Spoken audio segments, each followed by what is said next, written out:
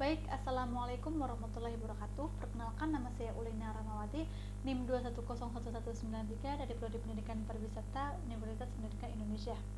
Di pertemuan kali ini saya akan menceritakan sejarah tentang perjalanan seorang pahlawan, yaitu orang tua saya sendiri. Orang tua saya lahir pada tahun 1971 dan 1961 di kota Cilacap, Jawa Tengah. Beliau adalah orang tua sekaligus pahlawan yang sangat tangguh dan hebat bagi anak-anaknya.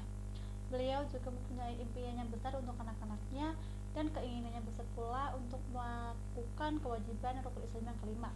Beliau hanyalah seorang tamatan tingkat pendidikan SMP untuk ayah dan SMA untuk ibu. Pada tahun 1992, ayah saya mencari nafkah ke negara tetangga, yaitu negara Malaysia, selama 2 tahun.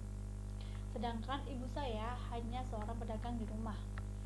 Beliau itu sangat saling menguatkan untuk terus melanjutkan kehidupan yang masih panjang walaupun masih banyak rintangan-rintangan yang perlu dihadapi. Dan pada tahun 1994, ayah saya memutuskan untuk tidak mencari nafkah ke negara Malaysia. Setelah beliau pulang, tidak lama kemudian, ibu saya melahirkan anak pertama, yaitu kakak saya, pada tahun 1995. Setelah itu, ayah saya terus melanjutkan mencari pekerjaan di kota tempat tinggal, tetapi beliau terkena tipu oleh temannya sendiri. Awalnya, ayah saya menerima ajakan temannya untuk bekerja sama dan mencari pekerjaan, tetapi sudah berhasil mencari pekerjaan, ayah saya sempat dituduh dan ditipu oleh temannya sendiri. Beberapa bulan kemudian, ayah saya sempat menganggur dan tidak mempunyai pekerjaan sama sekali dan hanya bisa mengandalkan dagangan ibu saya. Beliau terus berjuang agar mendapatkan pekerjaan yang lebih baik.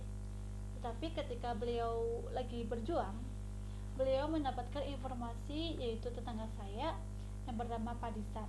Padisan ini pada tahun 1997 ingin menjabat menjadi kepala desa, tetapi belum ada yang mendukung untuk menjadi kepala desa. Pada saat itu Padisan berbincang kepada ayah saya, lalu ayah saya menguatkan Padisan untuk terus bersemangat untuk menjadi kepala desa. Di saat itu juga ayah saya diajak oleh Padisan untuk menjadi seorang perangkat desa walaupun Padisan belum menjadi kepala desa. Itu hanyalah sebuah angan-angan yang Padisan ingin menjadi kepala desa. Tidak lama kemudian, ada teman dekat ayah saya, yaitu dari SMP. Dia mengajak ayah saya untuk bekerja sama, tetapi ada syaratnya. Syarat tersebut merupakan tantangan bagi ayah saya, dan akhirnya ayah saya tidak menyetujui syarat tersebut karena ayah saya itu mencari nafkah untuk anak dan istri secara halal untuk memenuhi kehidupan sehari-hari. Dan pada saat itu ayah saya melanjutkan dagangan ibu saya.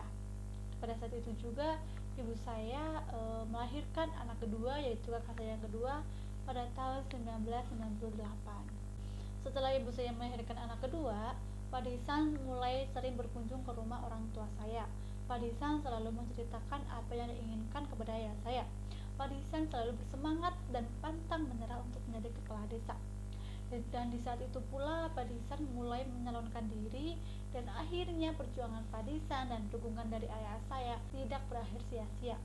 Dia menjadi kepala desa pada tahun 1998. Karena Padisan mengetahui ayah saya hanya seorang pengangguran dan belum mempunyai pekerjaan, dan Padisan di situ itu memegang perkataannya yang mengatakan jika terpilih menjadi kepala desa, dia akan mengangkat ayah saya menjadi perangkat desa. Pada saat itu juga ayah saya 1 bulan dilantik menjadi seorang perangkat desa. Pada tahun 2003, anak ketiga lahir, yaitu saya sendiri. Dan di situ ayah saya masih bekerja menjadi seorang perangkat desa, sedangkan ibu saya masih berdagang di rumah. Pada momen ini, ayah dan ibu saya memulai merenovasi rumah dengan penghasilan yang mereka dapatkan, walaupun tidak seberapa, tetapi mereka bisa merenovasi rumah dengan secara perlahan hingga bisa ditempati dan nyaman dan layak dihuni. Pada masa kecilnya, ibu saya juga mempunyai cita-cita ingin ke pesantren, tetapi beliau tidak diperbolehkan karena orang tua tidak mempunyai biaya. Nah, pada tahun 2014, kakak saya mulai didaftarkan ke pesantren dan melanjutkan pendidikan SMA di dalam pesantren. Keinginan ibu saya sudah mulai terpenuhi oleh kakak saya yang pertama. dan dilanjutkan pula oleh kakak saya yang kedua.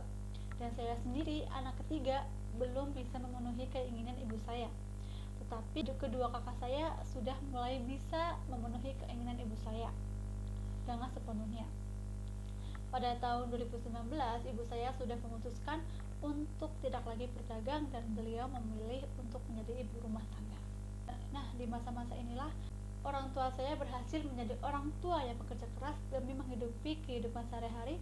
Orang tua saya berhasil menabung untuk merenovasi rumah agar layak dihuni sampai saat ini, dan orang tua saya berhasil mencapai cita-citanya melalui anaknya. Hingga sampai saat ini orang tua saya juga berhasil menyekolahkan anaknya hingga ke perguruan tinggi walaupun mereka hanya tamatan tingkat SMP dan SMA. Mereka sedang menikmati proses di mana keinginan mereka secara perlahan mulai terpenuhi berkat kerja keras mereka. Dan suatu saat nanti, saya dan kakak saya pasti akan memenuhi keinginan mereka juga. Hidup selalu berputar, kadang di atas, kadang di bawah. Maka dari itu, di mana ada tenaga yang dikeluarkan, di saat itu pula pasti akan ada keringat yang akan dibahagiakan. Sekian, wassalamualaikum warahmatullahi wabarakatuh.